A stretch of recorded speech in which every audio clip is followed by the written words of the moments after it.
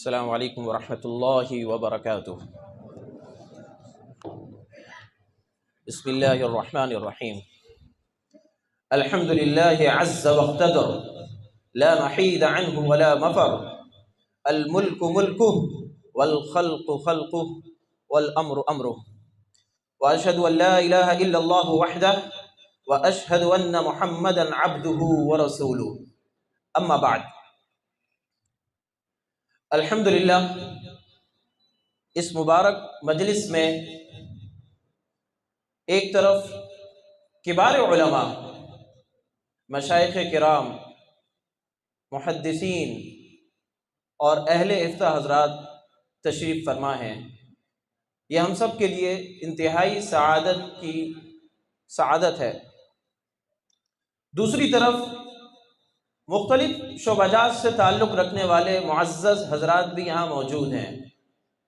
میں چونکہ آپ کے سامنے تخصص کا تعارف کروانے کے لیے حاضر ہوا ہوں، اور تخصص بنیادی طور پر ایک ریسرچ اور تحقیق کا شعبہ ہے، لازمی سی بات ہے کہ اس کے تعارف میں بھی تحقیق، ریسرچ اور علمی چیزیں آئیں گی، جس کا سمجھنا بعض مرتبہ ایک عام آدمی کے لیے مشکل ہو جاتا ہے۔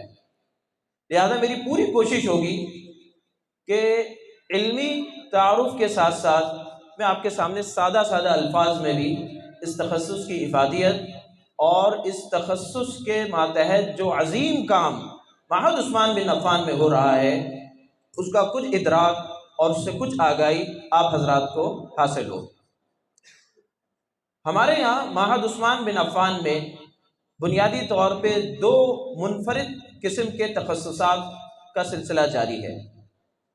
اس میں ایک تخصص فی الافتاء و علوم الحدیث ہے، جس میں افتاء اور علوم حدیث کی تدریب، تمرین کروائی جاتی ہے، اور دوسری طرف دوسرا تخصص ہے جو تخصص فی اللغۃ العربیہ والانجلیزیہ وعلوم الحاسوب کے نام سے معنون ہے۔ تخصص فی الافتاء و علوم الحدیث آج سے کوئی 11 سال پہلے 2013 میں بمطابق 1434 ہجری میں اس کی بنیاد معہد عثمان بن عفان میں پڑی۔ اب تک اس سے کوئی 141 طلبہ فارغ التحصیل ہو چکے ہیں، اور اس سال فارغ ہونے والے طلبہ کی تعداد 17 ہے۔ 2013 سے پہلے عام طور پہ جو تخصصات کا سلسلہ ہمارے ہاں جاری رہا ہے، اس کا انداز کچھ یوں تھا کہ یا تو افتاء میں تخصص کروایا جاتا تھا 3 سال، 2 سال، 1 سال، یا حدیث کے اندر تخصصات جو ہے ان کا سلسلہ جاری تھا۔ 2013 میں معہد عثمان بن عفان کے ذمہ دار حضرات نے ایک انوکھا قدم اٹھایا اور ایک نئے انداز کے تخصص کی بنیاد رکھی، جس میں افتاء اور علوم حدیث دونوں کو شامل کیا گیا۔ آپ حضرات کو اس بات کو سن کے انتہائی تعجب ہوگا کہ یہ پاکستان کی سطح پر، اور شاید پاکستان سے ہٹ کر بیرونی سطح پر بھی یہ اعزاز آپ کے علاقے 36B کو حاصل ہے کہ یہاں پر ایک ایسے تخصص کی بنیاد رکھی گئی 2013 میں، کہ بعد میں جا کے ہم دیکھتے ہیں کہ کراچی کے بہت ساری جامعات اور کراچی سے باہر پنجاب میں بھی بہت سارے مدارس کے اندر اسی نوعیت کے تخصصات معہد کی طرز پر شروع ہوئے۔ الحمدللہ ثم الحمدللہ، معہد کو اس حوالے سے یعنی ایک قدوہ بننے کی اور مثال بننے کی جو اللہ تعالیٰ نے توفیق عطا فرمائی۔ لیکن یہاں سوال یہ پیدا ہوتا ہے کہ جب افتاء کے تخصصات ہو رہے تھے، حدیث کے الگ تخصصات ہو رہے تھے، تو ایسی کیا ضرورت تھی کہ افتاء اور حدیث کے تخصصات کو یکجا کر کے شروع کیا جائے؟ یہ سوال اس تخصص کے حوالے سے بہت اہم اور بنیادی سوال ہے۔ اس سوال کو سمجھنے سے پہلے ہم اپنے اسلاف کی طرف چلتے ہیں اور ہم اپنے اکابر کے کچھ اقوال دیکھتے ہیں۔ 4 صدی کے مشہور محدث ہیں قاضی ابو محمد رامہ ہرمزی رحمۃ اللہ علیہ، وہ اپنی مایاناز کتاب میں فرماتے ہیں فَإِنَّهُمَا يَكْمُلَانِ إِذَا اجْتَمَعَا وَيَنْقُصَانِ إِذَا افْتَرَقَا، یعنی یہ دونوں علوم، یعنی علم حدیث اور علم فقہ، جب یکجا ہو جائیں تو ان میں ہر ایک میں کمال آ جاتا ہے، اور اگر یہ جدا جدا ہوں تو ہر ایک جو ہے وہ ناقص رہتا ہے۔ یعنی گویا کہ علم حدیث اور علم فقہ میں چولی دامن کا جو ہے وہ ساتھ ہے۔ اگر ایک ہے دوسرا نہیں ہے تو وہ جو ایک ہے اس میں نقص رہ جاتا ہے۔ یہ میں نہیں کہہ رہا، یہ اس زمانے کا کوئی آدمی نہیں کہہ رہا، یہ 34 صدی ہجری کے مشہور محدث قاضی ابو محمد رامہ ہرمزی رحمۃ اللہ علیہ فرما رہے ہیں۔ ہمارے شیخ المشائخ حضرت اقدس حضرت مولانا سلیم اللہ خان صاحب رحمۃ اللہ علیہ اپنے ایک مکتوب میں فرماتے ہیں، لکھتے ہیں، کہتے ہیں احقر کی رائے ہے کہ تخصص کے کچھ طلباء کو صبح کے اوقات میں علم حدیث اور شام کے اوقات میں علم فقہ کی تعلیم دی جائے، 2 سال میں یہ دونوں کام عمدہ طریقے سے انجام پا سکتے ہیں۔ یعنی آپ اس سے اندازہ لگا سکتے ہیں کہ دونوں کو یکجا کرنے کا یہ جو خواب تھا، یہ حضرت شیخ الحدیث حضرت مولانا سلیم اللہ خان صاحب رحمۃ اللہ علیہ کا خواب تھا، جو خواب جس کو پایا تکمیل تک پہنچایا، اس کی تطبیقی صورت جو ہوئی وہ الحمدللہ آپ کے ادارے محض عثمان بن عفان کے نصیب میں آئی۔ اس افتاء اور علوم حدیث کو جمع کرنے کی جو ضرورت ہے اس میں بہت ساری ضروریات ہیں، اس میں ایک بہت اہم ضرورت جو ہے وہ اعتدال کا پیدا کرنا ہے۔ عام طور پہ جو حضرات تخصص فی الحدیث کر لیتے ہیں وہ اپنے آپ کو ماورائی مخلوق سمجھنے لگتے ہیں، اور بعض مرتبہ فقہ اور فقہا کو بہت معمولی چیز سمجھتے ہیں۔ دوسری طرف جو صرف تخصص فی الافتاء یا فقہ کرتے ہیں ان سے بعض مرتبہ حدیث کی معمولی سی بات پوچھی جائے تو وہ ہکا بکا رہ جاتے ہیں، اور حدیث کی تخریج سے اگر اوپر ہم چلے جاتے ہیں، رجال پہ کلام ہے، علم علل کا مسئلہ ہے اور دیگر علم حدیث کی علوم حدیث کی دقتیں ہیں، تو وہ گویا کہ ایک ایسی وادی شروع ہو جاتی ہے کہ جس میں اندھیرے کے سوا کچھ نہیں ہوتا۔ لہٰذا ضرورت اس بات کی تھی کہ ایسے جامع افراد پیدا ہوں جو ایک طرف فقہ کو بھی جانتے ہوں، فقہ کے نزاکتوں کو بھی جانتے ہوں، عرف اور معاشرے کو بھی جانتے ہوں، اور دوسری طرف وہ علوم حدیث میں بھی جو ہے مہارت رکھتے ہوں۔ دوسری ضرورت جو ہے وہ دور حاضر کی ضرورت ہے۔ آج کا دور گلوبل ویلیز کا دور بن چکا ہے، سوشل میڈیا کا دور بن چکا ہے۔ آج سے پہلے زمانہ جو تھا اس میں انداز یہ تھا کہ ایک مسئلہ کسی کو بتا دیا گیا، اس میں اطاعت کا مادہ اتنا تھا کہ وہ اعتماد کرتے ہوئے بات کو جو ہے وہ مان لیا کرتا تھا۔ لیکن آج سوال کرنے والا سوشل میڈیا کی وجہ سے اور دیگر وجوہات سے حدیث کا مطالبہ کرتا ہے، اور بعض مرتبہ ایسا بھی ہوتا ہے کہ وہ کوئی دلیل پیش کرتا ہے، اس دلیل پہ وہ جرح کرتا ہے۔ لہذا ضرورت اس بات کی ہے کہ اہل افتاء حضرات جہاں انہیں مسائل کا علم ہو وہیں انہیں مسائل کے دلائل کا بھی علم ہو، اور ان دلائل کے طریقہ استدلال کا بھی علم ہو، اور اس طریقہ استدلال پہ اگر کوئی اشکال کیا جا رہا ہے تو وہ اس کو صرف تقلیدی انداز سے نہیں بلکہ فنی انداز سے اس کا جواب دینے کی صلاحیت رکھتے ہوں۔ تو یہ بنیادی وجہ بنی ان دونوں کو جمع کرنے کی۔ لہذا اب میں آگے آپ کے سامنے دونوں کا نصاب رکھوں گا، اور دونوں کے حوالے سے ہمارے ہاں جو سرگرمیاں ہوتی ہیں ان کا مختصر تعارف آپ کے سامنے رکھوں گا۔ تدریس میں ہمارے ہاں اصول افتاء و آداب حضرت شیخ الاسلام حضرت مفتی تقی عثمانی صاحب دامت برکاتہم عالیہ کی پڑھائی جاتی ہے، سراجی پڑھائی جاتی ہے، اور اشفاء والنظائر جو ہے وہ پڑھائی جاتی ہے۔ لیکن یہ کتابیں محض صرف درسن نہیں پڑھائی جاتی بلکہ ان کے ساتھ تمارین کا سلسلہ جاری ہوتا ہے۔ سراجی میں بھی تمارین کروائی جاتی ہیں، اور اسی طریقے سے اصول افتاء میں افتاء سے متعلقہ جو تمارین ہیں وہ بھی طلبہ کو دی جاتی ہیں تاکہ وہ علی وجہ البصیرت ان کتابوں کو سمجھ سکیں۔ اس کے علاوہ ہمارے یہاں نصاب میں ایک چیز داخل ہے جس کو کہتے ہیں تعارف کتب فقہیہ۔ جو حضرات ریسرچ کے میدان سے تعلق رکھتے ہیں ان کو اندازہ ہے کہ کسی بھی موضوع پر ریسرچ کرنے کے لیے، خاص طور پہ فقہ اور حدیث میں ریسرچ کرنے کے لیے، ان کے مصادر سے واقفیت اور ان کی بنیادوں کو جاننا ضروری ہے۔ لہذا ہمارے یہاں کتب فقہیہ کا تعارف کروایا جاتا ہے۔ اس کی ترتیب کچھ کیوں ہوتی ہے کہ پہلے ظاہر و روایت کی کتابوں کا تعارف ہوتا ہے، اس تعارف میں ان کے مصنفین کا تعارف، ان کی کتابوں کا تعارف، اسی طرح ان کے مناہج اور اسالیب، اور اس میں جو مصنف کا طریقہ کار ہے اس کو بیان کیا جاتا ہے۔ دوسرے نمبر پر فقہ حنفی کے جو متون ہیں، جو مختصر الکرخی اور مختصر التحاوی سے لے کے مختصر القدوری اور پھر کنز، اور اس کے بعد آگے جا کے تنویر الابصار اور نور الایضاح، جتنے بھی متون ہیں ان تمام متون کا تعارف کروایا جاتا ہے اور ان کی شروحات کا تعارف کروایا جاتا ہے۔ اس کے بعد فتاوی اور نوازل کا سلسلہ ہے۔ اس میں فتاوی اور واقعات پہ جو کتابیں ہیں، فتاوی قاضی خان ہے، فتاوی بزازیہ ہے، تاطرخانیہ ہے، بلبالیجیہ ہے، پھر فتاوی ہندیہ ہے، ان سب کا مفصل تعارف کروایا جاتا ہے اور ان کے مناہج بتائے جاتے ہیں۔ चौथे नंबर पर हमारे यहाँ उसूल फ़िक़्ह की किताबों का तारुफ करवाया जाता है। उसूल फ़िक़्ह के मुख्तलिफ मनाहिज हैं। एक फ़ुक़हा का मनहज है जिस पे उसूल जस्सास, उसूल बज़दवी और दीगर किताबें हैं।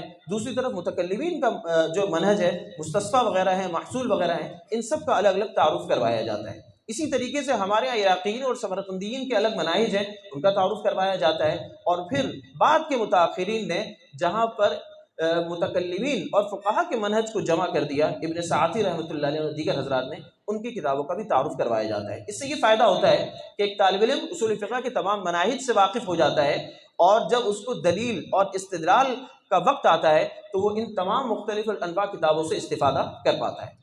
पाँचवें नंबर पर हमारे यहाँ क़वाइद फ़िक़्ह की किताबों का तारुफ करवाया जाता है। इसके बाद हमारे यहाँ तख़स्सुस फ़िल इफ़्ता में फ़ल्कियात को भी जो है वो पढ़ाया जाता है। फ़ल्कियात एक वसी इल्म है और इसकी अपनी बुनियादें हैं, और इसके अंदर रियाजी और फिर फ़िज़िक्स बहुत सारी चीज़ें शामिल हो जाती हैं। ज़ाहिर सी बात है कि एक मदरसे का मुफ्ती जो है उसको इसमें तख़स्सुस करवाना मकसूद नहीं है, लेकिन दूसरी तरफ फ़ल्कियात के बहुत से मबाहिस वो हैं जिनकी कुछ दीनी चीज़ों में ज़रूरत पड़ती है, लिहाजा उसमें तीन बड़े अहम मसाइल हैं। नमाज के औक़ात की तखरीज है, रुयत हिलाल का मसला है, और तायीन क़िबला का मसला है। लिहाजा ये तीनों चीज़ें फ़ल्कियात में हमारे यहाँ पढ़ाई जाती हैं।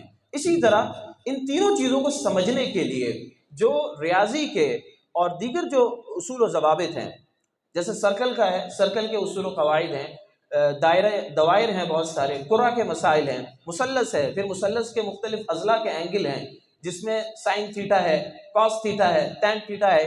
इस तरह के ये जो अज़ला की निस्बतें हैं, इन सब को मुफस्सल पढ़ाया जाता है ताकि एक तालिब इल्म नमाज के औक़ात की तखरीज अला वज़्ह बसीरत जो है वो कर सके। इसके बाद हमारे यहाँ आज एक बड़ा जो अहम मसला खड़ा हो चुका है वो फूड इंडस्ट्री का है। पहले ज़माने के अंदर चीज़ें सादा होती थी, आम दुकानों से मिल जाया करती थी। अब जब से चीज़ें इंडस्ट्री से आ रही हैं तो उनके इंग्रेडिएंट जो हैं वो बहुत मुख्तलिफ हो गए हैं, और उसमें मुख्तलिफ अंदाज के इंग्रेडिएंट जो है वो डल रहे हैं। लिहाजा अब फ़िक़्हुल हलाल का जो मैदान है वो बहुत पेचीदा और वसी से वसीतर हो गया है। लिहाजा हम इफ्ता के अंदर फ़िक़्हुल हलाल से मुताल्लिक़ भी फूड साइंस की वो चीज़ें जो फ़िक़्हुल हलाल से मुताल्लिक़ हैं उनको जो है वो पढ़ाते हैं। इसमें अल्कोहल का मसला है, इसमें तब्दील माहियत का मसला है, इसमें जेलेटिन का मसला है, इसमें बहुत अहम चीज़ जो है वो फर्मेंटेशन का मसला है, अमल तख़मीर का मसला है। पहले ज़माने में जो जानदार थे वो तीनी होते थे, हैवानात होते थे, परिंदे होते थे, और इसी तरीके से जो है वो हशरातुल अर्ज़ होते थे। लेकिन जब से साइंस ने तरक्की की और माइक्रो ऑर्गेनिज्म का तस्वुर जो है वो सामने आया, जो हज़रात बायोलॉजी पढ़ते हैं वो जानते हैं माइक्रो ऑर्गेनिज्म क्या है। लेकिन जब माइक्रो ऑर्गेनिज्म का मसला आया और फिर माइक्रो ऑर्गेनिज्म की बुनियाद पर अमल तख़मीर का मसला पैदा हो गया, और मुख्तलिफ़ चीज़ें आज हमारे यहाँ मुख्तलिफ़ लोग मुख्तलिफ़ चीज़ों में चीज़ इस्तेमाल करते हैं।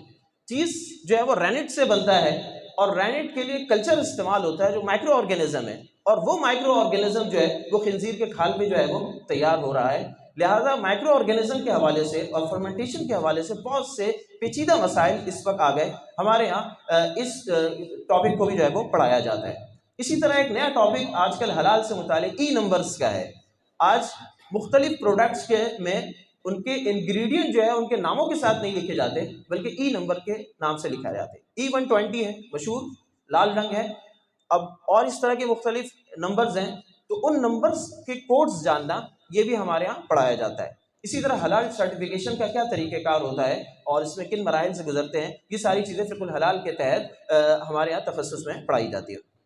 आज एक बहुत अहम शोबा जो है वो मामलात का है, और मामलात में भी मुख्तलिफ नज़रियात जो है जब आए हैं कैपिटलिज़म के, सोशलिज़म के, और उसका उनका इस्लाम से तक़ाबुल के, तो इस हवाले से बहुत सारे मसाइल पैदा हो गए। लिहाजा हमारे यहाँ जदीद मामलात, इसी तरह इस्लामी बैंकिंग, इन सब को पढ़ाया जाता है। इसके लिए हमारे यहाँ माहिर शरइया जो है इसके मुंतखब अबवाब पढ़ाए जाते हैं, और फ़िक़्हुल बुयू के भी मुंतखब अबवाब पढ़ाए जाते हैं। इसी तरह एक मुफ्ती को चूँकि जिस तरह दियानत के मसाइल से वास्ता पड़ता है, इसी तरह उसको क़ज़ा के मसाइल से भी वास्ता पड़ता है। पाकिस्तान के क़वानीन का जानना उसके लिए ज़रूरी है। लिहाजा इजमाली तौर पे पार्लिमानी निज़ाम क्या होता है, सेनेट का निज़ाम क्या होता है, हुदूद ऑर्डिनेंस क्या है, अदलिया का निज़ाम क्या है, ये सारी चीज़ें हमारे यहाँ क़वानीन पाकिस्तान के तहत पढ़ाई जाती हैं, ताकि एक निकलने वाला मुफ्ती जो है वो पाकिस्तान के कानून को भी समझ सके। اس کے علاوہ مطالعے میں ہمارے ہاں یہ فتاوی شامی، امداد الفتاویٰ، یہ بہت ساری کتابیں ہیں۔ مطالعے کے نظم کے حوالے سے ہمارے ہاں جو نظم ہے وہ بہت مرتب ہے۔ اس میں ہمارے یہاں باقاعدہ مطالعے کا ایک نگران موجود ہوتا ہے، جس کے لیے ایک گھنٹہ مقرر ہوتا ہے، اس گھنٹے میں کوئی اور کام نہیں کرنا ہوتا ہے، صرف مطالعہ کرنا ہوتا ہے۔ اسی طرح نگران جو ہے مطالعے میں رہنمائی بھی کرتا ہے، اگر کوئی چیز سمجھ نہیں آئی ہے تو وہ نگران سے پوچھ سکتے ہیں۔ اسی طرح باقاعدہ مطالعہ ہمارے یہاں سنا جاتا ہے بعض کتابوں میں، اور بعض کتابوں میں باقاعدہ اس کے خلاصہ اور حاصل لکھوایا جاتا ہے۔ اور آخر میں ہمارے یہاں سیمائی، ششمائی اور سالانہ میں مطالعہ کی کتابوں کا امتحان ہوتا ہے، لہذا جو مطالعے کی کتابیں ہیں وہ برائے نام نہیں ہوتی، بلکہ ان کا باقاعدہ باضابطہ امتحان ہوتا ہے۔ مشق اور تدریب، ہمارے ہاں تخصص میں 130 فتاویٰ کا لکھنا ضروری ہوتا ہے۔ اس کی خصوصیت یہ ہے کہ سب سے پہلے قرآن مجید کی آیت کا لکھنا ضروری ہوتا ہے، اس کے بعد اگر کوئی صحیح حدیث مل جائے تو اس کو لکھنا ضروری ہوتا ہے، اور اس کے بعد فقہی جزیات جو ہے وہ نقل کیے جاتے ہیں۔ اس کے ساتھ ساتھ ہمارے ہاں تعبیر کے اندر اردو اور عربی انشاء کا خیال رکھا جاتا ہے، املاء و ترقیم کا خاص اہتمام کیا جاتا ہے، اس میں تسہیل، تعبیر میں تسہیل کا خاص اہتمام کیا جاتا ہے۔ اسی طرح پیراگرافی میں ہے، عنوان نگاری ہے، بحث کی ابتدا اور انتہا ہے، اور خاص طور پہ جو حوالہ جات ہیں وہ مسئلے پہ منطبق ہو رہے ہیں نہیں ہو رہے ہیں، ان سب چیزوں کی رعایت رکھی جاتی ہے۔ یہ افتاح سے متعلق میں نے بہت مختصر انداز سے آپ کے سامنے رکھا، ورنہ اگر اس کی تفصیل کی جائے تو اس کے لیے کئی گھنٹے جو ہے چاہیے۔ علم حدیث سے متعلق ہمارے ہاں جو کتابیں درسن پڑھائی جاتی ہیں اس میں تفسیر مصطلح الحدیث ہے، اس میں نزہۃ النظر حافظ ابن حجر رحمۃ اللہ علیہ کی ہے، اس میں ابن صلاح رحمۃ اللہ علیہ کی معرفت و انواع علم الحدیث ہے، اس میں علامہ شبیر احمد عثمانی صاحب رحمۃ اللہ علیہ کی مبادئ علم الحدیث و اصولہ ہے، اور اس کے ساتھ ساتھ ہم اصول بزدری کا جو باب السنہ ہے وہ کشف الاسرار کے تناظر میں جو ہے وہ پڑھاتے ہیں، تاکہ علم حدیث سے تعلق رکھنے والا جو حنفیہ کے اصول حدیث ہیں ان سے بھی واقف ہو جائے۔ اسی طریقے سے ہمارے یہاں تخریج میں دکتور محمود طحان کی اصول تخریج دراست اسانید پڑھائی جاتی ہے، شروط الائمہ خمسہ ہے، شروط الائمہ ستہ ہے، رفع و تکمیل ہے، اور شرح علل الترمذی ہے۔ ہمارے یہاں جو علم حدیث کا تخصص ہے، یہ بات شاید بہت سارے حضرات کے علم میں اس طرح نہیں ہوگی کہ افتاء کے تخصصات تو کراچی کے اندر اور دیگر شہروں میں کئی جگہ ہیں، لیکن حدیث کا جو تخصص ہمارے ہاں اس کے ساتھ موجود ہے وہ اپنی نوعیت کا انتہائی منفرد کیا ہے تخصص ہے۔ اس تخصص میں ہمارے ہاں فنون حدیثیہ کے ہر فن کے مصادر و مراجع کا تعارف کروایا جاتا ہے۔ حدیث، اصول حدیث، اسماء الرجال کے کتابوں کا تعارف اور ان کے مؤلفین کے طبقات کو بیان کیا جاتا ہے۔ اسی طرح اسبات، مشیخات اور مناہج محدثین پہ گفتگو ہوتی ہے۔ اسی طرح قدیم اور جدید جو مختلف طباعتی ادارے ہیں ان کی فہرستیں اور ان کے تعارفی نوٹ جو ہے وہ بیان کیے جاتے ہیں، اور مختلف لائبریریوں کا تعارف کروایا جاتا ہے۔ علم حدیث کی تدریس کی نمایاں خصوصیات، ہمارے یہاں اصول حدیث درس نظامی میں بھی پڑھے جاتے ہیں، اس میں بھی اصول حدیث کی کتابیں پڑھی جاتی ہیں، لیکن وہ عام طور پہ سرسری انداز سے ہوتی ہیں۔ تخصص کے اندر اصول حدیث کو گہرائی سے پڑھایا جاتا ہے، اصول حدیث کے مباحث میں سے ہر بحث کا فنی تعارف کروایا جاتا ہے، اس سے متعلق متقدمین اور متاخرین علماء حدیث کی آراء پیش کی جاتی ہیں۔ جو حضرات تحقیق کے فن سے وابستہ ہیں ان کو اندازہ ہوگا کہ یہ گویا کہ ایک تقابلی جائزہ ہوتا ہے، اس میں یہ نہیں ہے کہ کسی ایک محدث کی جو رائے ہے اس کو ذکر کر دیا، بلکہ تمام محدثین کی آراء کو ذکر کر کے اس مسئلے سے متعلق مناقشہ اور تجزیے کے بعد ایک جو ہے اس کا نتیجہ جو ہے وہ اخذ کیا جاتا ہے۔ روایت حدیث اور احتجاج اور استدلال کے میدان میں ہر مصطلح کا جو اثر ہے اس کو بیان کیا جاتا ہے، اور اس پہ مرتب ہونے والے لازمی نتائج بیان کیے جاتے ہیں۔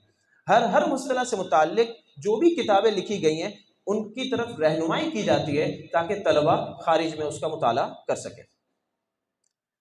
مطالعے کے نصاب میں ہمارے یہاں لمحات من تاریخ السنہ و علوم الحدیث شیخ عبد الفتاح بغدادی صاحب کی یہ شامل ہے، مدخل الی علوم الحدیث الشریف شیخ عبد المالک صاحب دامت برکاتہ عالیہ کی شامل ہے، السنہ و مکانتها شامل ہے، رسالہ مستطرفہ شامل ہے، اسی طرح التقید جو ہے وہ شامل ہے، اور فوائد فی علوم الحدیث ہے، الاجوبۃ الفاضلہ ہے، اسی طرح امام ذہبی کی کاشف پر شیخ محمد عوامہ کے جو دراسات ہیں وہ شامل ہے۔ اس کے علاوہ بھی مطالعے کی اور بھی کتابیں ہیں، میں اختصار کے ساتھ بعض کا ذکر کر رہا ہوں۔ اب یہ بہت اہم چیز ہے جو میں اس وقت بتانے چلا ہوں، وہ ہے تخصص فی الحدیث میں مشق اور تدریب۔ یہ اگر میں کہوں تو ایک منفرد چیز ہے جو معہد عثمان بن عفان کا ایک امتیازی خصوصیت ہے جو دیگر اداروں میں ہمیں نظر اس طرح سے نہیں آتی۔ یہاں پر روات سند پر کلام کا اہتمام کیا جاتا ہے۔ ہر طالب علم کے ذمے تقریباً 30 روات پہ تفصیلی ابحاث لکھنا لازمی ہوتا ہے۔ اس میں کتب ستہ کے روات بھی ہوتے ہیں، ضعفاء اور مجاہیل بھی ہوتے ہیں، متہم بالکذب بھی جو ہے وہ ہوتے ہیں، اور مختلف فی روات بھی ہوتے ہیں۔ راوی پہ کلام کرتے ہوئے اس کے نام کی تحقیق کی جاتی ہے، اس کا سلسلہ نسب، اس کی نسبتوں کی تحقیق کی جاتی ہے، اس کی نسبتوں کا ضبط بالاعراب کیا جاتا ہے، اس کی وجہ نسبت بیان کی جاتی ہے، وجہ شہرت بیان کی جاتی ہے، اس کے القاب، اس کی تاریخ پیدائش، وفات، اور اس میں اگر مختلف اقوال ہیں تو اس میں صحیح قول تک پہنچتے ہیں۔ ان ساری باتوں کا حاصل یہ ہے کہ وہ راوی کون ہے، اس کا شخصی تعارف جو ہے وہ کھل کر سامنے آ جائے۔ اس کے بعد اس کے اساتذہ اور تلامذہ کا تعارف کروایا جاتا ہے، اور تیسرے نمبر پر جو سب سے اہم کام ہے کہ اس راوی پر دوسری صدی ہجری سے لے کے 10ویں صدی ہجری تک جتنے محدثین نے کلام کیا ہے اسے جمع کیا جاتا ہے، اس کا جائزہ لیا جاتا ہے، اس میں کون سا قول صحیح ہے، کون سا قول جو ہے تشدد پہ محمول ہے، راوی کا اپنے شیخ سے سماع ثابت ہے یا ثابت نہیں ہے، اس کی تحقیق کی جاتی ہے، اختلاط کی تحقیق کی جاتی ہے، تدلیس کی تحقیق کی جاتی ہے۔ اگر وہ بدعتی ہے تو بدعت کے حوالے سے جو مختلف اقوال ہیں ان کی تحقیق اور تجزیہ کیا جاتا ہے، اس راوی سے متعلق متقدمین اور متاخرین کی اقوال کی روشنی میں کوئی فیصلہ کن بات طے کی جاتی ہے۔ اس طرح کے کوئی 1000 کے قریب راوی ہیں جن پہ الحمدللہ معہد عثمان بن عفان میں تحقیقی کام ہو چکا ہے۔ اس کے علاوہ جو ہمارے یہاں تمرینی کام ہو رہا ہے وہ حدیث کی تخریج ہے اور حدیث کا حکم معلوم کرنا ہے۔ یہ کام ہر زمانے میں اہم تھا، لیکن سوشل میڈیا کے زمانے میں اس کی اہمیت اور بڑھ گئی ہے، لہٰذا اس میں احادیث کی تخریج کروائی جاتی ہے، اور پھر حدیث پہ محدثین کا جو منقح اور محرر حکم ہے وہ تلاش کیا جاتا ہے۔ یعنی اگر متقدمین سے منقح اور اس کا محرر حکم موجود ہے تو وہی حکم جو ہے وہ ہمارے لیے قابل تخلیص سمجھا جاتا ہے۔ اگر مسئلہ حل نہ ہو یا حدیث پر جو محدثین کا کلام ہے وہ نہ ملے تو پھر روات سند پر جو ہے وہ کلام کیا جاتا ہے۔ اس میں بھی کئی قسم کی احادیث ہوتی ہیں، برائے تمرین بھی ہوتی ہیں، اسی طرح بے سند اور من گھڑت روایات بھی ہوتی ہیں۔ الحمدللہ اب تک تقریباً 500 سے زائد احادیث پر ابحاث لکھی جا چکی ہیں۔ یہ بھی معہد عثمان بن عفان کا بہت ہی اہم جو ہے وہ کام ہے۔ ان ابحاث کے دوران الفاظ جرح و تعدیل آتے ہیں اور ان کے اطلاقات پہ بھی کام کیا جاتا ہے، اور قواعد جرح و تعدیل جو نظریاتی طور پہ پڑھے ہوتے ہیں ان کی عملی تطبیق کا موقع طلباء کو ملتا ہے۔ اس کے علاوہ تخصص سے لکھتا ہوا علوم الحدیث میں جو ایک بہت اور اہم کام ہمارے یہاں ہوتا ہے وہ تحقیق اور اصول تحقیق سے متعلق ہے۔ ہمارے یہاں باقاعدہ ریسرچ میتھڈولوجی جو ہے وہ پڑھائی جاتی ہے، اس میں تحقیق کا مفہوم، اس کی اہمیت، اس کی اقسام، موضوع کیسے منتخب کیا جائے گا، اس کا طریقہ کار، خاکہ سازی کا طریقہ، اسی طرح مساجد تحقیق اور مطالعے کا طریقہ کار، اور پھر منہج تحقیق کیا ہوگا، ارکان تحقیق کیا ہیں، اور اسلوب تحقیق کیا ہوگا، اور تحقیق کو مکمل کرنے کے بعد اس کو پیش کرنے کی حیت کیا ہوگی، ان سب پہ سیر حاصل جو ہے وہ بحث کی جاتی ہے۔ ہمارے یہاں صرف نظریاتی طور پہ ریسرچ یا تحقیق کو پڑھایا نہیں جاتا، بلکہ ہماری کوشش یہ ہوتی ہے کہ ہم ان سے عملی طور پہ یہ کام کروائیں۔ لہٰذا عملی طور پہ کام کروانے کے لیے ہر طالب علم کے ذمے انٹرویو اور سوال نامے بنانا ہوتا ہے، اور وہ مختلف شعبہ جات میں کام کرنے والے حضرات سے انٹرویوز کرتے ہیں اور اپنے انٹرویوز کو پھر جو ہے وہ تحریری صورت میں پیش کرتے ہیں۔ اسی طرح سوال نامے بنا کے مختلف مجموعوں سے ان کے تاثرات حاصل کرتے ہیں۔ اسی طرح مطالعاتی دورے جو ہے وہ ہمارے یہاں کیے جاتے ہیں۔ ابھی بھی کچھ دن پہلے فشری کا دورہ کیا گیا، اسی طرح سبزی منڈی کا دورہ کیا، اور مختلف جگہوں کے دورے کیے جاتے ہیں تاکہ طلباء ان معاملات کو جو مختلف جگہوں پر ہو رہے ہیں اپنی آنکھوں سے دیکھ سکیں، اور اس کے بعد علی وجہ البصیرت ان کے حوالے سے فتاویٰ تحریر کر سکیں۔ لہذا ہمارے یہاں مطالعاتی دورے اور سروے کا اہتمام کیا جاتا ہے۔ اسی طرح ہمارے یہاں سال اول میں اسائنمنٹس لکھوائے جاتے ہیں، اور ان اسائنمنٹ میں ان کو جو ہے وہ تحقیق کی تمرین کروائی جاتی ہے۔ اس کے بعد سال دوم میں ہمارے ایک تحقیقی مقالہ لکھوایا جاتا ہے۔ یہ جیسے آپ سمجھیں کہ ایم فل اور پی ایچ ڈی کے اندر تھیسس ہوتے ہیں، اسی طرح ہمارے یہاں تخصص میں سال دول کے اندر یہ تحقیقی جو ہے وہ مقالہ لکھوایا جاتا ہے۔ ہمارے یہاں بہت سارے مقالہ جات لکھوائے گئے ہیں، اس میں سے یہ بعض کی فہرست آپ کے سامنے ہے۔ میں تخصص پہ لفتہ و علوم الحدیث کا تعارف یہاں پہ ختم کروں گا۔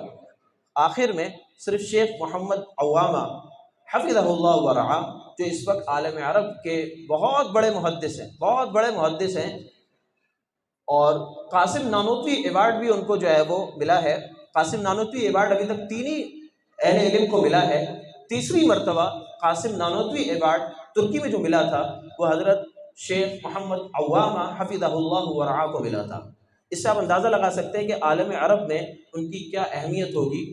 ان کی ایک تجویز ہے اور انہوں نے 2 تجویزیں پیش کی ہیں، میں ان کا آخری اقتباس پیش کر رہا ہوں۔ یہ اقتباس ہم تمام جتنے بھی اہل علم ہیں ان کے لیے بھی بہت اہم ہے، اور جو عوام الناس بیٹھے ہیں ان کے لیے بھی بہت اہم ہے کہ حضرت کیا فرما رہے ہیں۔ حضرت فرماتے ہیں وَمِمَّا يُذْكَرُ عَلَى سَبِيلِ الْمَدِيحِ وَالْإِعْجَابِ مَا عَلَيْهِ عُلَمَاءُ الْهِنْدِ وَمَا وَالَاهَا رحم الله انتقل منهم إلى دار كرامته وحفظ الأحياء منهم وبارك فيهم أنهم ينقلون خريج مدارسهم إلى قسم الفتوى التابع للمدرسة أو الجامعة التي تخرجوا فيها، فيتدرب هذا الطالب تحت يد شيخ من شيوخه على الفتوى 2 دراسيتين بعد انتهاء من المرحلة الدراسية الكاملة، والشيخ يجيز بعد ذلك للفتوى من آنس منه التأهل لها. وبعض جامعاتهم الكبيرة يعدل قسم الفتوى فيها من حيث السعة وعدد الشيوخ والطلبة يعدل كلية من كليات الشريعة في البلاد العربية، إذ يبلغ عدد الشيوخ المدربين على الفتوى 60 شيخا، وتحت يد كل شيخ عدد كبير من الطلبة المتدربين. یہ تمہید کے بعد اب حضرت 2 اپنی آرزوؤں کا ذکر کر رہے ہیں، اور حضرت 2 تجاویز پیش کر رہے ہیں، ایک عالم عرب کو اور ایک بر صغیر کے اہل علم کو۔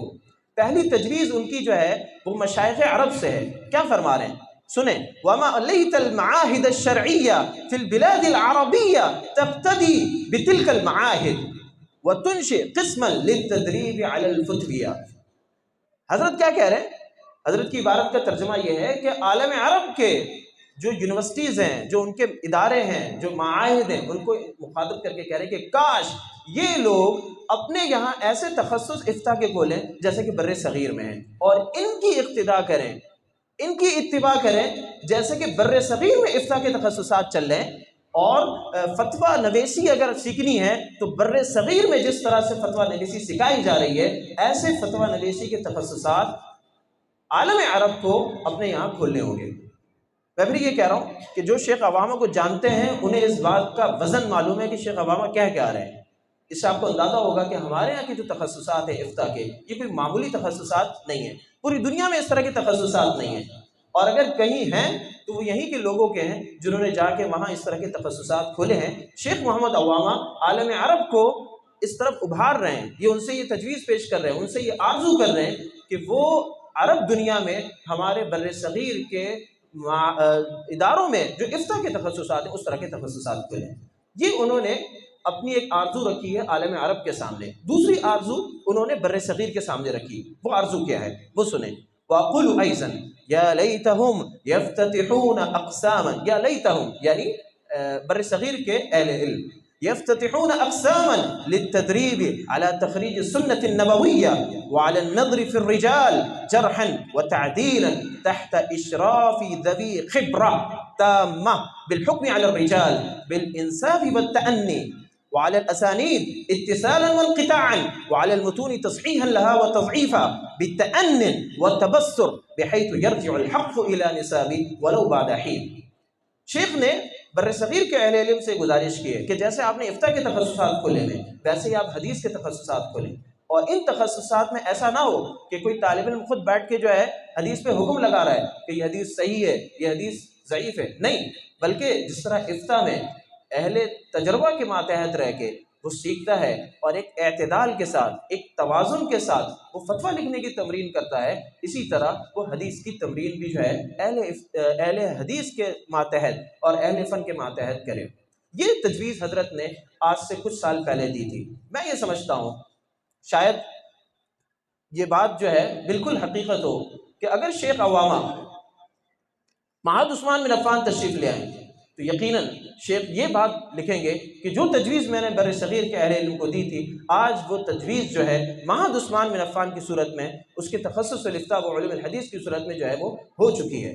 یہاں بالکل وہی منہج جس کی شیخ نے جو ہے سفارش کی ہے، شیخ نے آرزو اور تمنا کی ہے کہ لڑکے یا کوئی بھی فرد اکیلا حکم نہ لگائے بلکہ وہ سیکھے، اہل فن کے ماتحت سیکھے، تو ہمارے یہاں الحمدللہ حدیث پہ جو کام ہو رہا ہے، رجال پہ جو کام ہو رہا ہے، وہ اسی نوعیت کا ہو رہا ہے کہ اہل فن کے ماتحت ایک طالب علم فتویٰ حدیثی بحث لکھتا ہے، اور اس کو لکھنے کے بعد وہ ترتیب جو ہے مختلف اہل فن کو دکھاتا ہے، اور دکھاتے دکھاتے وہ آخر میں ہمارے حضرت، ہمارے شیخ، ہمارے رأس المحدثین حضرت مولانا البشر صاحب کو دکھاتا ہے۔ اس طریقے سے وہ بحث جو ہے وہ اہل فن سے ہوتے ہوئے گزرتی ہے۔